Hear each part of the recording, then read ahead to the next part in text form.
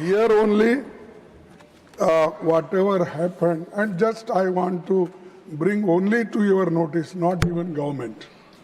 Sir, मैं आपका ध्यान 4 फरवरी 2026 को राष्ट्रपति के अभिभाषण पर धन्यवाद प्रस्ताव पर हुई चर्चा के दौरान दिए गए अपने भाषण पर दिलाना चाहता हूं।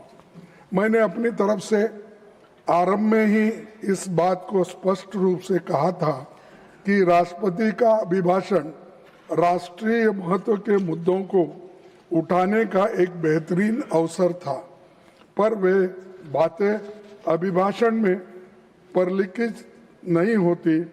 इसी भाव के साथ मैंने सामाजिक न्याय से लेकर संसदीय तंत्र पर तथ्यों पर मैं अपने बातें रखी थी, लेकिन राज्यसभा की वेबसाइट पर अपलोड किए गए भाषण को शब्दशः पाठ की समीक्षा करने पर मैंने पाया कि मेरे भाषण का एक बड़ा हिस्सा बिना किसी उचित औचित्य के या तो एक्सपेंशन दिया है या बिना किसी उचित जस्टिफिकेशन से हटाया गया है। मैंने जो समीक्षा की है उसमें पाया है कि मेरे भाषण के अनरिकॉर्डेड पोर्शंस वे हैं जिसमें मैंने वर्तमान सरकार के कार्यकाल में संसदीय कामकाज पर तथ्यों के साथ टिप्पणियां की है और प्रधानमंत्री जी की चंद नीतियों की आलोचना की है, जो कि नेता प्रतिपक्ष होने के कारण मेरा यह दायित्व भी है, क्योंकि मुझे लगता है कि वे नीतियां भारतीय जनमानस पर प्रतिकूल प्रभाव डाल रही है। मेरा संसदीय जीवन 5 दशक से अधिक का है।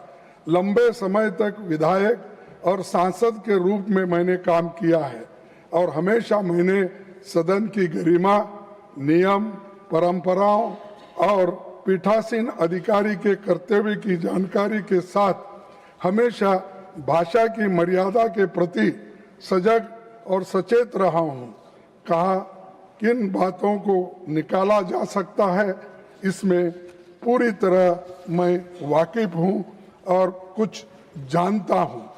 सभापति जी, आप जानते हैं कि rules of procedure and conduct of business rule council of states नियम 261 केवल विशिष्ट और सीमित परिस्थितियों में ही लागू होता है। इसीलिए मैं आपसे विनती करना चाहता हूं कि मेरी जो टिप्पणियां हटाई गई है उनमें कुछ भी असंसदीय या डिफेमेटरी वर्ड्स नहीं है और न ही इसमें नियम 261 का कहीं उल्लंघन भी मैंने नहीं किया है। Okay, I will look into it. I will look into it. One minute, sir, I will complete. मेरी कही गई बातें स्पष्ट रूप से चर्चा के अधीन विषय से संबंधित थी।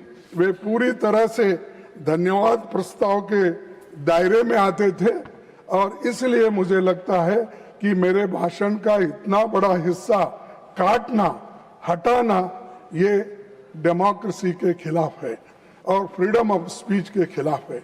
संविधान के अनुच्छेद 105(1) के तहत सांसदों को मिले अभिव्यक्ति की स्वतंत्र के अधिकार को लेकर भी चिंता प्रकट करता है।